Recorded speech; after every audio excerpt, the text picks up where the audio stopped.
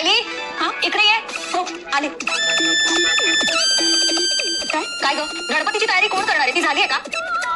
नाही, मी स्वयंपाकाची तयारी करते ना. ती झाल्यावर गणपतीची तयारीच करायला लागणार. सगळी कामं माझ्या बायकोने करायची का? आई करणार नाही ती. तिला बाहेर जातो खायला. हे कधी ठरलं? आता ठरलं ना. अरे वा, छान आहे. निघा ना, लवकर निघा. अरे कुठे जाताय? डॅड, अहो असं काय करताय? या अशा अवस्थेत मी घरातली गणपतीची तयारी करायची आहे का? अरे हो, मी विसरलोच. नाही सायली, तू कुठेही जायचं नाही. बाबा, मी कुठे जातच नाहीये. यांचं आपलं उगाच काहीतरी चालू आहे. अरे असं कसं? आपण बाहेर जाऊन गणपतीची तयारी करू ना, म्हणजे खरेदी करू. डेकोरेशन करायचं ना, सामान लागेल. चल खरेदी करू. खरेदी करायची नाही. आधी मखर. नाही खरेदी. मखर आधी. आधी खरेदी. नाही जाणार कोणी. जाणार. नाही जाणार. जाणार. नाही जाणार. काय चाललंय काय तुमचं? अस्मिता, जाऊ दे त्यांना. नाहीतरी आपल्या घरात नवऱ्याने बायकोच्या मागे फिरायची पद्धत आहे. हो ना ग? तर मग मालिकेच्या आजच्या भागामध्ये आपण पाहणार आहोत की आता सगळीजण हॉलमध्ये बसलेली असतात. तर आता सवय तर असतेच ना नेहमीप्रमाणे काहीतरी कुरघुड्या करायची. आता ह्यांचं ना सगळं प्लॅनिंग झालेलं असतं आणि त्यामुळेच आता ते प्लॅनिंग वर्क करायची वेळ आलेली असते. दुसरीकडे आता गणपतीची तयारी करायला नको का? ती सगळीही बघायला हवी ना. चला गणपतीच्या तयारीचं बघायला हवं असं मुद्दामूनच आहे ना इथे असणारी ही अस्मिता बोलत असते. पण इकडे आता अर्जुन जो असतो तो म्हणत असतो की चला आपल्याला ना आता बाहेर डेटवर जायचं आहे बायको. पण त्यासाठी अस्मिताचा नकार असतो. अस्मिता सरळ सांगते की घरात खूप जास्त कामं पडलेली आहेत, त्यामुळे बाहेर डेटवर वगैरे जायची गरज नाही. जे काही आहे ते सगळं काही घरातच होईल, त्यामुळे तू तुझ्या बायकोला डेटवर घेऊन जाऊ शकत नाही असं सांगण्यात येतं. आणि जेव्हा आता या सगळ्या गोष्टी ज्या आहेत त्या सांगितल्या जातात तेव्हा मात्र आता इकडे असणाऱ्या प्रताप सुद्धा खूप जास्त विचार करून आता या सगळ्याला परवानगी देतात आणि म्हणतात की हो तू डेटवर घेऊन जा. तसे किती दिवस झाले तुम्ही बाहेर गेलात नाही ना. अस्मिताचा डोळ्याने इशारा करत लगेचच प्रताप यांना सांगते की बाबा हे सगळं काय करताय तुम्ही? आपल्याला प्लॅन करायचा आहे, विसरलात का? त्याबरोबर लगेचच आता प्रताप बोलायला लागतात की नाही हा तू कुठेही जायचं नाहीये सायली, घरात थांब. घरात गणेश उत्सवाची तयारी करायची आहे. सगळी काही तयारी तुझ्यावरच आहे, कारण आतापर्यंत अस्मिता बघत होती पण अस्मिता आता प्रेग्नेंट आहे, त्यामुळे ती हे सगळं काही बघू शकत नाही. ही सगळी जबाबदारी तुझी आहे. तर दुसरीकडे जी सायली आहे ती म्हणत असते की बाबा मी कुठे म्हणते की मला बाहेर जायचं आहे, तुम्ही सगळीजण फोर्स करताय ना असं देखील म्हणून ती मुद्दामूनच आता हे सगळं काही प्रकरण शांत करण्याचा विचार करत असते. आणि त्याच वेळेला मात्र आता इकडे असणारा जो अर्जुन असतो तो म्हणत असतो की नाही मी माझ्या बायकोला घेऊन बाहेर जाणारच. तर इकडे अस्मिता एक हात सायलीचा खेचत असते आणि म्हणत असते की नाही मकर तर बनवायचं आहे, त्यामुळे तुला घरीच थांबावं लागेल. असं काहीच आता यांचं बोलणं जे आहे ते सुरू असतं. आणि तेवढ्यातच इथे मात्र आता यांची खेचाखेच सुरू असते आणि तिकडनं कल्पनाचा आवाज येतो. कल्पना जी आहे ती अस्मितावर ओरडते आणि अस्मिताला म्हणते की अस्मिता काय चाललं आहे? त्याला त्याच्या बायकोला बाहेर डेटवर घेऊन जायचं आहे तर घेऊन जाऊ दे ना. तसंही गणपतीची तयारी बरीचशी झालेली आहे आणि अजून वेळ आहे, या सगळ्याला मी करेन मॅनेज असं देखील आता ती म्हणू लागते. तर इकडे मात्र आता या सगळ्यासाठी परवानगी खुद्द या कल्पनानेच दिली म्हटल्यावर सगळीच जण शांतच राहतात, एकमेकांकडे पाहू लागतात. पण इकडे आता अस्मिता जी आहे ती या सगळ्यामध्ये मुद्दामुळे ना आता खोडा घालायचं काम करत असते आणि म्हणत असते की नाही हिला ना बाहेर पाठवायची काहीच गरज नाही आहे, कारण तुम्हा सगळ्यांना माहिती आहे ना की आपल्याला जे आहे ती गणपती उत्सवाची तयारी करायची आहे, डेकोरेशन करायचं आहे. पण कल्पना म्हणत असते की अस्मिता तू या सगळ्याकडे लक्ष देऊ नकोस, हे सगळं काही मी बघते आणि तसंही बरीचशी कामं आवरून झालेली आहेत, त्यामुळे तू काळजी करू नकोस, घरातलं जे काही आहे ते मी बघेन असं देखील कल्पना जी आहे ती सांगू लागते. आणि ती आता अर्जुनला सांगते की तुला तुझ्या बायकोला बाहेर फिरायला घेऊन जायचं आहे ना तर बिनधास्त घेऊन जा, कसलाही विचार करू नकोस असं देखील स्पष्टपणे आता ती सांगते. आणि जेव्हा हे सगळं ती सांगते ना तेव्हा मात्र इथे असणाऱ्या प्रताप त्याचसोबत प्रतिमा या अस्मिता या सगळ्यांनाच आनंद होतो. तर दुसरीकडे सायली जी आहे ना तिला आनंद होतो, म्हणून सायलीने आता कल्पनाला चक्क किस सुद्धा केलेलं असतं आणि ती म्हणत असते की थँक्यू आई, तुम्ही मला जायची परवानगी दिली म्हणून, नाहीतर मी काही गेली नसते असं तिनं ठणकावून सांगितलेलं असतं. आणि त्यामुळे आता कल्पना सुद्धा या सगळ्यात काहीच बोलत नाही. कल्पना उठून किचनमध्ये निघून जाते पण ती सायलीवर बिलकुलही चिडत नाही. तर दुसरीकडे मात्र आता आपल्याला पाहायला मिळतं की सायली आणि अर्जुन तर डेटवर जायला तयार झालेले असतात. खरं तर ना सायलीला जायचं नसतं, पण आता कल्पनानेच परवानगी दिली म्हटल्यावर सायली एका पायावर जायला तयार होते. पण त्याआधी ना ती प्रतिमाच्या गोळ्या देते. प्रतिमाला म्हणत असते की थांबा मला गोळ्या द्यायच्या आहेत. आणि तेव्हाच लक्षात येतं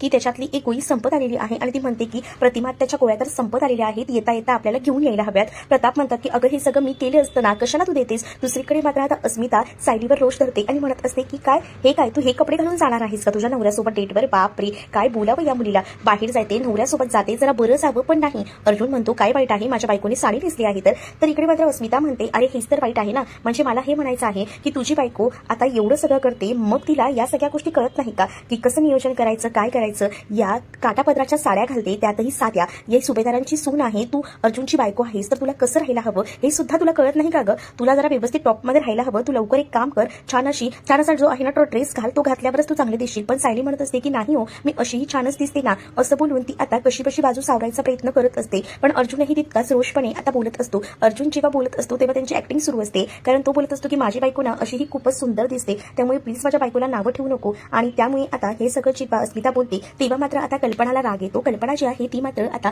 अर्जुनला म्हणत असते की मला नाही आता सहन होत नाहीये, मला एक काम करावंसं वाटतंय, तू तुझ्या बायकोला सांग छानपैकी ड्रेस घालायला, म्हणजे कसं तुम्ही डेटवर जाल ना तरी तुम्हाला कोणी काही बोलणार नाही. आता इथे असणारी कल्पना म्हणते. कल्पना जेव्हा आता हे सगळं काही म्हणते तेव्हा मात्र आता प्लॅन सक्सेस झालेला असतो. म्हणूनच आता अस्मिताकडे बघून इशारे करत असतो. तर अस्मिता सुद्धा ऑल द बेस्ट असं म्हणते, कारण आता कल्पनाने म्हटल्यावर सायली आता लगेचच ड्रेस घालायला जाते, कारण तिला आता कल्पना जे काही बोलेल ती फक्त तिच्यासाठी एकदमच बेस्ट असेल असं वाटतं. दुसरीकडे तो वकील आहे, तो मात्र आता महिपत यांना भेटायला आलेला असतो आणि तो वकिली भाषेत महिपत यांच्याशी बोलत असतो. महिपत त्यांना म्हणतो की बघा तुमची जी काही भाषा आहे ना ती तुमच्याकडेच ठेवा, मी तुम्हाला सांगतोय ना तुम्ही ना त्याच पद्धतीत बोला, मला समजेल असं. त्यावर आता ते सांगू लागतात की बघा मी कोर्टाकडे अपील करेन की तुमच्या मुलीनेच म्हणजे साक्षी शिकरे हिने स्वतःच्या बचावासाठी ही बंदुकात गोळी झाडलेली आहे. म्हणजेच तिथे जेव्हा खून झाला तेव्हा तिला असं वाटत होतं की ती बंदुकीतील गोळी तिला लागेल आणि त्याच वेळेला तिनं निशाणा दुसरीकडे हलवला आणि त्यामुळे ती गोळी दुसरीकडे लागली आणि ह्यामुळे हा खून झालेला आहे असं मी अपील करेन. तेव्हा कुठे जाऊन तुमच्या मुलीची शिक्षा जी आहे ती कमी होईल किंवा सुटण्याचे चान्सेस देखील असतील, पण आता नाही, कमी नाही, माझ्या मुलीला बाहेर काढायचंच असं आता महिपत जो आहे तो मात्र त्या वकिलाला म्हणत असतो. कारण तुझा किस्सा गरम मी कशासाठी करतोय, त्याचसाठी करतोय ना की तू मला जे हवंय ते मिळवून देशील आणि म्हणूनच मी तुझ्यासाठी हे सगळं काही करतोय. त्यामुळे मी सांगेन तेच तुला करावं लागेल, माझ्या मुलीची सुटका लवकरात लवकर करून दे असं म्हटलं जातं. तर तो वकील म्हणतो की ठीक आहे, मी माझ्या परीने प्रयत्न करतोय, तुम्ही काळजी करू नका. महिपत सांगत असतो की काळजी करण्याचंच कारण आहे ना, कारण मला काही झालं तरी माझी मुलगी लवकरात लवकर बाहेर हवी आहे, तो माफीनामा हे सगळं कमी शिक्षा मला नकोय, माझी मुलगी माझ्या नजरेसमोर हवी आहे, बस माझं इतकंच टार्गेट आहे असं देखील महिपत त्या वकिलांना सांगतो. ते वकील देखील म्हणतात की तुम्ही काळजी करू नका, मी सगळं काही तुमच्या मनासारखं करेन. मग तर झालं ना, तर महिपत म्हणतो की ठीक आहे. त्यानंतर महिपतने त्याच्या काही माणसांना बोलवून घेतलेलं असतं. त्याची माणसं तिथे येतात आणि त्या माणसांना तो सांगत असतो की बघा काही झालं तरी त्या अर्जुन आणि सायलीवर बारकाईने लक्ष ठेवायचं, त्यांच्या घरावर लक्ष ठेवायचं, ते काय खातात, काय पितात, कुठे जातात, काय करतात, कोणासोबत बोलतात, या सगळ्याची पूर्ण माहिती ठेवायची, कारण मला आता या अर्जुनला नसातून मोकळं करायचं आहे, असं त्याला फाडायचं आहे ना, असं आता तो ठरवतो. आणि त्यामुळेच त्याने आता त्याच्या माणसांना कामाला लावलेलं असतं. तो माणसांना सांगतो की मी तुम्हाला जे काम दिलं आहे ते एकदम परफेक्ट आणि चोखपणे करा, जेणेकरून ना मला जे काही हवंय ते मला साध्य करता येईल. आणि काही झालं तरी सुद्धा मला जे आहे ना ते या दोघांमध्येही आता भांडणं लावायचे आहेत, म्हणजेच या दोघांमध्येही जो काही एकरूपता आहे ना तो वेगळा करायचा आहे, या दोघांना एकमेकांपासून वेगळं करायचं आहे. माझी मुलगी आज तडपते या सगळ्या गोष्टींमुळे आणि म्हणूनच मला राग आलेला आहे, मी या दोघांनाही सोडणार नाही असं देखील आता इथं असणाऱ्या या महिपतने ठरवलेलं असतं. तर दुसरीकडे मात्र आता पाहायला मिळतं अर्जुन जो आहे तो बाहेर वाट बघत असतो बाईकवर बसून, अजून बायको आली कशी नाही. आणि समोरून पाहतो तर काय मस्त असा ड्रेस वगैरे घालून त्याचसोबत केस मोकळी सोडून समोरून चालत आता येत असते, ती म्हणजे सायली. सायलीला बघून आता मात्र इथे असणाऱ्या आपल्या अर्जुनची विकेटच पडते. अर्जुन एकटक सायलीकडे पाहत असतो. सायलीचे केस वाऱ्याने असे उडत असतात आणि त्यामध्येच तिची ती मनमोहक अदा, आहा आहा, हे सगळं बघूनच आता अर्जुन पूर्णपणे फ्लॅट झालेला असतो. दुसरीकडे सायली जी आहे ती तिथे फोर व्हीलर लावलेली असते, तिथे जाऊन उभी राहते आणि ती बघते तर काही गाडीत अर्जुन नसतो. तर दुसरीकडे अर्जुन हॉर्न वाजवतो आणि सायलीला बोलवून घेतो, कारण सायली आणि अर्जुनला आता बाईकवर ना जायचं असतं. अर्जुनला सायली म्हणते की हे काय आपण कारने नाही जाते का? अर्जुन म्हणतो की नाही, मस्त पावसाचे दिवस आहेत, मस्त एन्जॉय करूया. मग तू रोमॅन्टिक नाही का ग बायको, अशी काय करतेस, मस्त आपण एन्जॉय करूया ना बाईकवर ना, पावसाचे सुद्धा दिवस आहेत ना.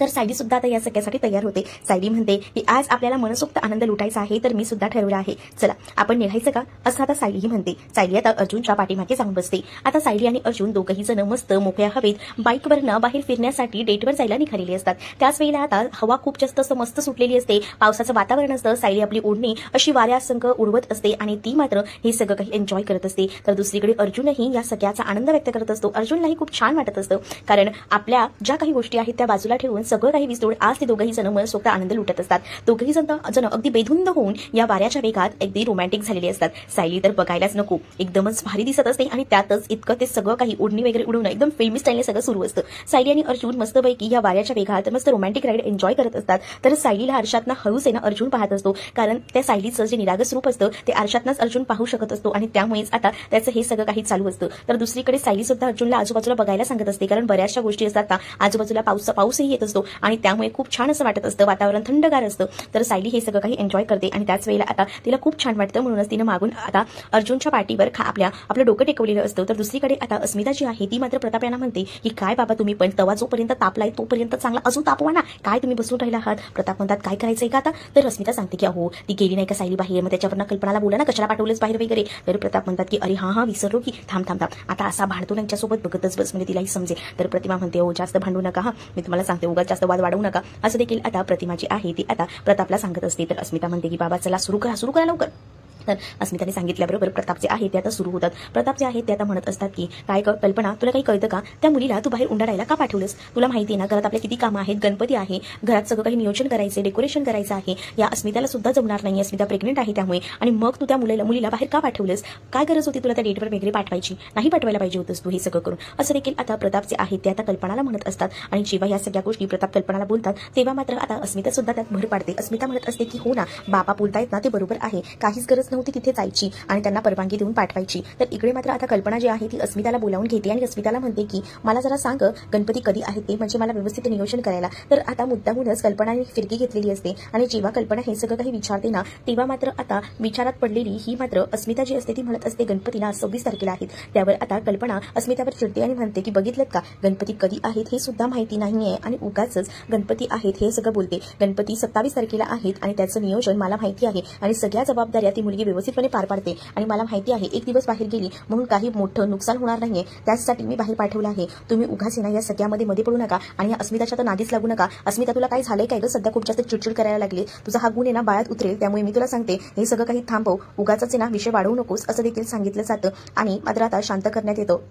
पण जेव्हा आता अस्मिता हे सगळं काही ऐकत असते तेव्हा प्रतापकडे पाहत असते आणि प्रताप यांना म्हणत असते की बघितलं का, म्हणजे मी काय बोलते त्याच्यावर काहीच नाही, तुम्ही आता लगेच तिथेच बाजू घ्यायला लागलात. तर अस्मिताने हे सगळं म्हटल्यानंतर मात्र इथे आता प्रताप जे आहेत ते म्हणत असतात की मला ना तुझी तीच गोष्ट पटत नाहीये, ते खूप चुकीचं करतेस, हे सगळं नको करायला होतं तू, म्हणजेच मला असं वाटतं ना की त्या मुलीला पाठवून तू मोठी चूक केलेली आहेस असं देखील आता इथे असणार आहे. प्रताप बोलत असतात. सायली अर्जुन बाईकवरनं चाललेले असतात तर तिथे ना 2 कपल बसलेले असतात, म्हणजेच ना ते एजेड असतात. तर ते काका जे आहेत ते त्यांच्या बायकोचं चित्र काढत असतात आणि त्यांच्या बायकोला शांतपणे बसवलेलं असतं. सायली हे सगळं पाहते. सायली जेव्हा हे सगळं पाहते तेव्हा मात्र विचार करते आणि म्हणते की बघा ना किती मस्त ना, म्हणजे या वयातही बायकोवर किती प्रेम आहे आणि ते अक्षरशः दिसत सुद्धा आहे ते बायकोवरचं प्रेम, ते किती मस्त असं चित्र काढतायत असं देखील आता सायली जी आहे ती अर्जुनला म्हणत असते. तर अर्जुन देखील लगेच गाडीवरून उतरतो आणि तो म्हणत असतो की थांबा हा, मी सुद्धा बघतो, थांब तुझ्यासाठी चित्र काढायचं. आणि तो गाडीवरून उतरतो आणि समोर जातो आणि त्या काकांकडनं एक कागद घेतो आणि त्यानंतर पेन्सिल सुद्धा, आणि तो आता ते चित्र काढायला सुरुवात करत असतो. तर सायली समोर उभी असते आणि सायलीचं त्याला चित्र काढायचं असतं, त्यामुळे सायली सुद्धा इतकी नखरेबाज असते ना, ती सायली जी आहे ती उभी असताना सुद्धा शांत उभी नाही राहत. डोळ्यांची इकडे तिकडे ऍक्टिंग, मुद्दाम डोळे मोठे करणं, डोळे फिरवणं, त्याचसोबत तोंडाच्या सुद्धा बरोबर वेगवेगळ्या आकार म्हणजेच मध्येच गाल फुगवणं, वाकडं करणं, हे सगळं काही आता सायलीचं सुरू असतं. आणि त्यातच अर्जुन जो आहे तो तिचे चित्र काढत असतो आणि तिचं जेव्हा तो चित्र काढतो ना तेव्हा मात्र आता सायलीचे एक नवीन पैलू पाहायला मिळत असतात. खरं तर सायली जी आहे ना ती एकदमच वेगळी असते आणि त्या वेगळ्याच पद्धतीनं ते सगळं काही पाहत असते. तर हे सगळं काही तर होतच राहत असतं. तर अर्जुन जो आहे तो चित्र काढत असतो आणि समोर जी आहे ती सायली उभी असते. सायली जी आहे ती मात्र आता एक ऍक्टिंग करत असते आणि अचानकपणे अर्जुनच्या समोरून सायली गायब होते. जेव्हा अर्जुनच्या समोरून सायली अचानक गायब होते ना तेव्हा मात्र अर्जुन इकडे तिकडे पाहत सायलीला शोधत असतो. तर सायलीने सुद्धा आता त्या काकांकडे एक पेज घेतलेलं असतं आणि एक पेन्सिल सुद्धा, आणि आता सायली समोर बसून अर्जुनचं चित्र काढत असते. त्यावेळेला आता अर्जुनचं लक्ष जातं आणि अर्जुन जो आहे तो सायलीकडे पाहत असतो. तर सायली सुद्धा अर्जुनकडे पाहून आता त्याचं चित्र काढत असते आणि त्याच वेळेला मात्र आता अर्जुन जो आहे तो खूप जास्त असा रोमॅन्टिक झालेला असतो. म्हणजेच ना तो आता एक चित्र वगैरे काढतो आणि त्यानंतर ते चित्र काढून झाल्यानंतर तो एकटक जो आहे तो आता सायलीकडे पाहत असतो. त्यानंतर सायलीने जे काही चित्र काढलं आहे ते त्याला पाहायचं असतं आणि त्याचसाठी त्याची तगमग सुरू असते. आणि जेव्हा त्याला ते चित्र पाहायचं असतं तेव्हा तो सायलीच्या मागे लागतो आणि सायलीच्या मागे लागून ते चित्र पाहायचं बघत असतो. पण सायली सुद्धा त्याला चकवा देते, उल्लू बनवते आणि इकडे तिकडे पळायला लागते. जेव्हा सायली इकडे तिकडे पळत असते तेव्हा मात्र आता अर्जुनही तिच्या मागे जातो आणि अर्जुन जो आहे ते चित्र पाहतो. तर सायलीने अर्जुनचं चित्र एकदमच भयंकर असं काढलेलं असतं, त्यामुळे अर्जुनला ते चित्र बघूनच एकदमच हसू येतं. तर सायली सुद्धा इथे अर्जुनची माफी मागत असते. पण आता सायलीला अर्जुनने काढलेलं चित्र सुद्धा पाहायचं असतं, म्हणूनच आता सायली जी आहे ती अर्जुनचं ते चित्र सुद्धा खेचते जेव्हा अर्जुनचं लक्ष नसतं. आणि जेव्हा सायली हे सगळं पाहते ना तेव्हा सायली सुद्धा अर्जुनला म्हणते की हे काय. पण आता सायली जी आहे ती मुद्दामूनच अर्जुनवर रागवायचं नाटक करते. तर अर्जुनने सुद्धा डोक्याला हात लावलेला असतो आणि त्यावर सायली अर्जुनकडे पाहून हसते. तर अर्जुनही हसतो, कारण सायलीचं चित्र देखील अर्जुनने एकदम भारीच काढलेलं असतं, त्यामुळे एकदम दोघांनाही हसू येतं. तर पुढील भागात पाहायला मिळते दोघंही जण भेळ खात बसलेले असतात आणि त्याच वेळेला आता तिथे 2 मुलं असतात, ती सुद्धा भेळ खात असतात आणि त्या दोघांनाही बघून अर्जुन म्हणतो की माझ्या लहानपणी सुद्धा असंच मी आणि तन्वी एन्जॉय करायचो. आणि त्याच वेळेला आता तन्वी म्हणजे सायली आहे हे अर्जुनला माहित नसतं आणि त्यामुळेच आता सायलीला सुद्धा ते जुने प्रसंग आठवतात, तेव्हा जे खेळायचे अंगणात. आणि तो सगळा प्रसंग आठवल्यानंतर सायली जोरात आई असं ओरडते, त्यामुळे अर्जुनही घाबरतो आणि तो सायलीकडे पाहत राहतो. तर तुम्हाला भाग कसा वाटला हे नक्कीच मला कमेंटमध्ये सांगा आणि व्हिडिओला लाईक करायला विसरू नका.